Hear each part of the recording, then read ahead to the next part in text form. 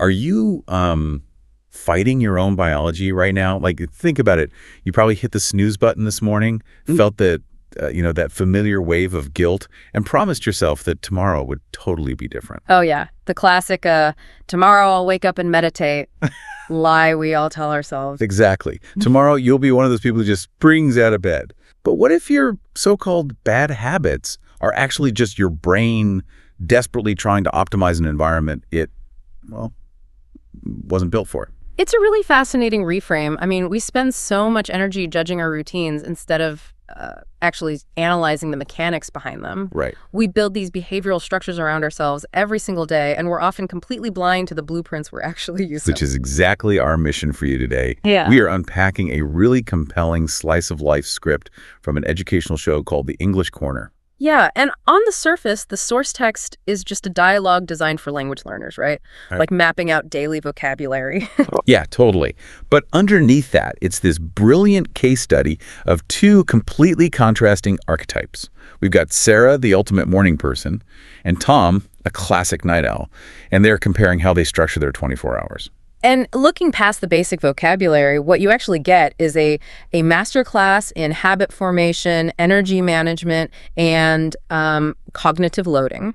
It perfectly encapsulates this universal human experience of trying to wring the most out of our days, but using two entirely different sets of tools. Okay, let's unpack this. Because examining these two isn't just about early birds versus night owls. It's really about internal versus external regulation. Let's look at how they actually initiate their days. Right, the very beginning. So Sarah wakes up at 6 a.m., sometimes before the sun is even up, to the sound of birds singing. But it's what she does in the first 5 minutes that really caught my attention. She doesn't move, right. Exactly. She doesn't move. She stays in bed just to think. Then she physically stretches her arms and legs, drinks a big glass of water. Get this, completely ignores her phone for the first hour. Notice the mechanism there, though. Sarah relies entirely on internal biological cues to transition from sleep to wakefulness. Yeah. She's sequentially activating her body, stretching for blood flow, hydrating to kickstart her metabolism, which then gently boots up your brain. It's so intentional. Very. And Tom's regulatory system is the exact opposite. I mean, his alarm goes off at 7:30 a.m., but he hits snooze like 2 or 3 times. Ugh, we've all been Tom. Oh, absolutely. And he finally rolls out around 8:15 a.m. in an absolute panic. And his very first action, the literal second he stops hitting snooze, is grabbing his phone to check messages and scroll social media. He explicitly says it wakes his brain up. Yes. So I'm wondering, is the night owl's habit of immediately doom scrolling essentially just the modern digital equivalent of, like, throwing a splash of ice-cold water on your face? I'd actually take it a step further. It's not just cold water. It's an external dopamine defibrillator. Oh, a dopamine defibrillator. I like that. Right. Because Tom's brain is groggy, likely because he's waking up in the middle of a deep sleep cycle, which we'll get into later. Right. He lacks the internal momentum to wake up naturally, so he outsources it. He uses high-intensity external input, the bright screen, the unpredictable novelty of social updates, the urgency of messages to chemically jolt his cognitive functions online. That makes so much sense. He's basically hacking his own arousal system because the internal one is offline. Exactly. But that reliance on external jolts creates immediate chaos. Yeah. While Tom is scrambling, Sarah does something so simple but profound. She makes her bed. She actually notes, if the bed is made, the day is good. It's classic. Right? People always use that cliche about the bed being the first falling domino of a productive day, but I see it more like a pilot's pre-flight checklist. Oh, that's a much better way to frame it. A pre-flight checklist lowers cognitive load. Right. By making the bed, she's executing an automatic zero-decision physical sequence. It requires absolutely no willpower, but it immediately establishes an environment of order. She's signaling to her brain that the chaotic dream state is over and the structured waking state has begun. Tom, conversely, leaves his bed a total mess because, as he says, he's going to get back in it tonight. Which is such a funny, relatable rationalization, like why make it right? Exactly. But it highlights a massive theme in their routines, the management of friction and decision fatigue. Think about how they transition from the bedroom to the outside world. If you're listening to this on your commute right now, think about how you transitioned out of your house this morning. Did you design it or did it just happen to you? Yes. Because Sarah lays her clothes out the night before. Tom stands in front of his closet for 10 minutes debating between the red shirt or the gray one, blue jeans or black pants. And we often laugh off staring into the closet as just being indecisive, but neurologically, Tom is draining his daily willpower battery before he even leaves the bedroom. Wait, really? Just picking a shirt. Oh, absolutely. Decision fatigue is a real, measurable phenomenon. Every choice you make, no matter how trivial, consumes cognitive energy. By negotiating with his wardrobe for 10 minutes, Tom is burning the very mental fuel he's going to need for his workday. Wow. And Sarah completely bypassed that friction 12 hours earlier. She did. And you see that exact same friction play out in how they fuel their bodies. Sarah sits down at a table. She has this quiet time reading a book while eating oatmeal with berries and drinking green tea. Sounds lovely. Right. She's practically running a masterclass in slow living. Mm-hmm. But Tom is eating toast with peanut butter while literally walking to the bus stop. He explicitly says he needs strong coffee just to function. Because Tom's breakfast isn't a meal, it's pure functional fueling. He's treating his body like a machine that's running late and just needs combustible material. Simple carbs and heavy caffeine. Exactly, just to maintain forward motion. Whereas Sarah is treating her morning as a period of gathering resources. Which sets up their commutes perfectly. Because the commute isn't just travel, it's the psychological bridge between home and work. A very critical bridge. So Sarah takes a 20-minute bicycle ride. She's getting fresh air and physical exercise. She's using physical exertion to metabolize any lingering sleep inertia and actively transition her brain into an alert, problem-solving state. Right. Tom just doesn't have that luxury. He lives far away and takes a crowded, noisy subway. It's a highly uncomfortable, high-stress environment. I do have to push back a little here, though, against the instinct to judge Tom's rushed, chaotic morning as a total failure. Okay, why is that? Because despite the stress of that crowded subway, Tom does something incredibly brilliant. He puts on headphones and listens to an audiobook. Yes. Even in the middle of all that friction, he's finding a way to learn. That is a highly efficient use of dead time. That's actually a vital observation. He's maximizing a less-than-ideal environment through mental escapism. Since he can't physically escape the crowded subway, he uses the audiobook to mentally separate himself from the discomfort. He's building a sensory bubble to protect whatever cognitive energy he has left after that stressful morning. So they both arrive at the office by 9:00 a.m., but because of how they spent their mornings, their energy arcs throughout the workday are just completely out of sync. Radically different. Sarah's first move is writing a to-do list and immediately tackling her most difficult work before lunch. She's front-loading her cognitive effort. She knows her biological prime time is the morning, so she aligns her most demanding tasks with her peak energy window. Makes sense. Tom's morning, however, is entirely reactive.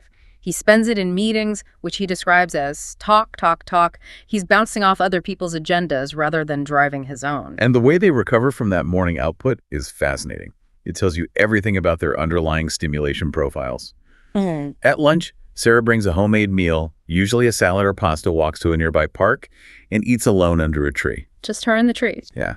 She actually says she needs to see the grass and the trees to feel okay. That is classic introverted recovery. I mean, she spent the morning doing deep, difficult cognitive work in an artificial office environment. To recharge, she requires low-stimulation solitude and a connection to the natural world. It resets her nervous system. Right. Tom's recovery strategy is wild because it's the exact opposite of what you'd expect from someone who just spent 4 hours in meetings. Right. You'd think he'd want quiet, but he goes out to a loud sandwich or pizza shop with his colleagues. They talk about movies, they talk about sports. He intentionally seeks out a high-stimulation, noisy environment. Because he's an extrovert who relies on social momentum. The structured professional talking in his morning meetings depleted him, but the unstructured social talking at the pizza shop recharges him. He feeds off the ambient energy of the crowd. But no matter what their strategy is, solitude under a tree or loud debates over pizza, they both smash into the exact same wall at 3:00 p.m. The dreaded 3:00 p.m. The universal afternoon slump. Sarah literally says she feels like she needs a nap. And here's where it gets really interesting. Because the way they handle this biological crash is like watching two different mechanics try to fix a stalling car engine. Break down the mechanics of that analogy for me. Well, Sarah combats the slump by stepping away from her desk. She walks around, drinks a big glass of cold water, and has a small piece of dark chocolate. Okay. She's performing sensible, basic engine maintenance. She's cooling the engine down, checking the fluids, doing the recommended upkeep to get a little more mileage out of the day. Right, right. Tom, on the other hand, grabs a second massive cup of coffee and a sugary cookie. Tom is essentially taking a stalling engine and just spraying pure nitrous oxide directly into the intake valve to violently force it to keep running.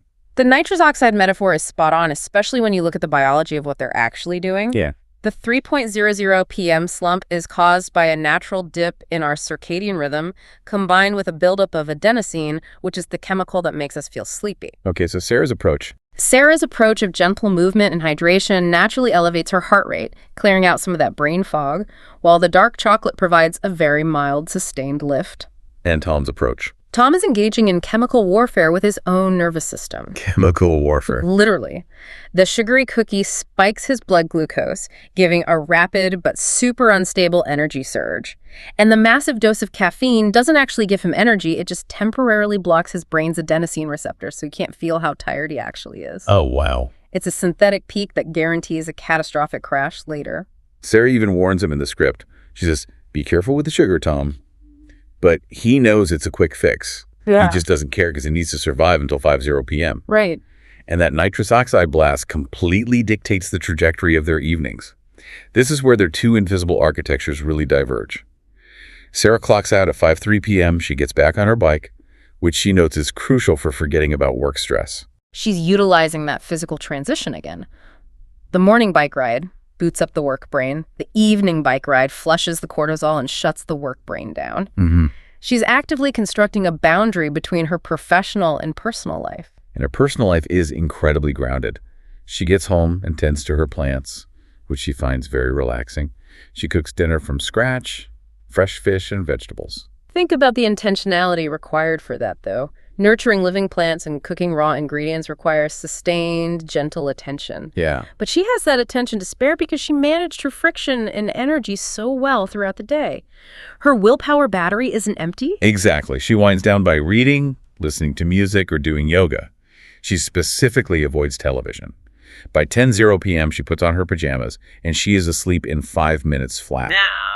Her shutdown sequence is as flawless as her pre-flight checklist. But let's look at Tom. Tom's nitrous oxide from 3:00 p.m. has completely worn off. He leaves work at 6:00 p.m. and gets back on that crowded subway, which he notes is even worse in the evening. So he's enduring another high-stress, high-friction transition while chemically crashing and being completely depleted of willpower. And you see that depletion the literal second he walks through his door. Yeah. He drops his shoes, jumps on the sofa, and greets his cat, Oliver. Now, the script highlights that Oliver is incredibly lazy. Right. He just opens one eye, meows, and goes back to sleep. Initially, I thought that was just a cute character detail, but it's actually profound when you compare it to Sarah's plants. It reveals everything about their end-of-day capacity. Yeah. I mean, Sarah has the energy to actively nurture an environment. Tom's decision-making reservoir is at absolute zero. Yeah. He needs a pet that demands nothing from him. A lazy cat offers comfort with zero friction. Which also perfectly explains his dinner. He admits he usually buys a frozen pizza or orders Chinese food.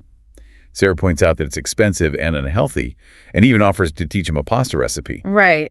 But it's not about a lack of culinary skill, is it? It's about a lack of cognitive fuel. Precisely. Cooking requires planning, timing, and active engagement. After spending his entire day reacting to alarms, fighting through subways, talking through meetings, and surviving the afternoon crash, Tom cannot make another choice. So frozen pizza is just easy. Frozen pizza is a zero-decision meal. And his evening activity reflects that exact same need to numb out. He watches 2 straight hours of action movies and documentaries on Netflix. But this is where the entire narrative flips.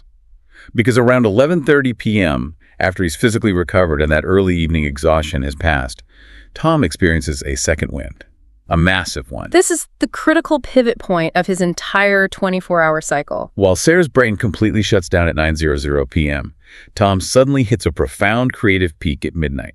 He plays his guitar, he writes deep thoughts in his journal, he feels incredibly alive. Sarah hears this and immediately scolds him, saying, "That's why you were tired in the morning." But I have a serious philosophical question for you.